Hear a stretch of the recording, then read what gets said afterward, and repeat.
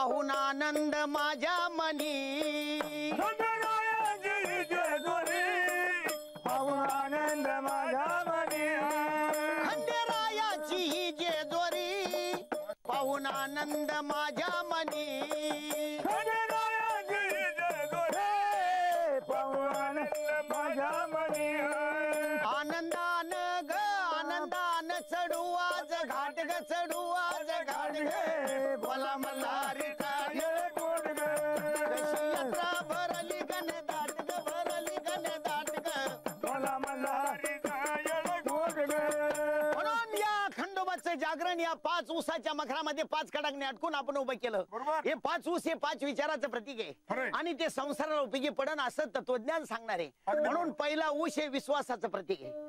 पत्नीनं आपल्या पतीचा विश्वास संपादन करायचा. खरंय. तेव्हा संसार रूपी मंदिराला पहिला विश्वासाचा खांब लावा. दुसरा ऊस हे संयमाचं प्रतीक आहे. संयम म्हणजे नम्रता, संयम म्हणजे सहनशीलता, ती दोघांजवळ असायला पाहिजे. तरच आपल्या संसाराचं मंदिर या ठिकाणी चांगल्या रीतीने उभा राहील. या खंडोबाने किती सहन केलं भक्तासाठी.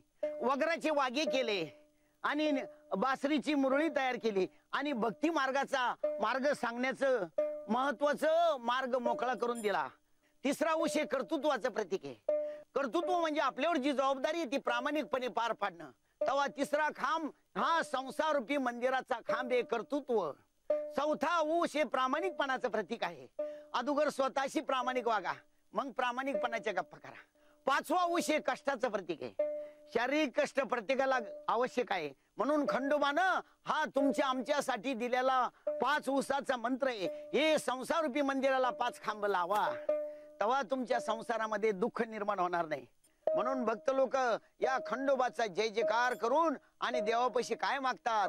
हा 6 महिने सोमवती देव निघाले आंघोळीशी. 6 महिने सोमवती देव निघाले आंघोळीशी. 6 महिने सोमवती देव निघाले आंघोळीशी. 6 महिने सोमवती देव निघाले आंघोळीशी. आणि करा माईला अरे करा माईला गे. अरे करा माईला अरे देव खंडेराया पावल्या नव्हता. जेजुरीला खंडेराया गे पावल्या नव्हता. जेजुरीला अरे देवा खंडेराया गे पावनवसाला चला जाऊ गे जेजुरीला अरे देवा खंडेराया गे पावनवसाला चला जाऊ ग जेजुरीला देव खंडेराया गे पावल्या नव्हता. चला जाऊ ग जेजुरीला देव खंडेराया गे पावल्या नव्हता. जेजुरीला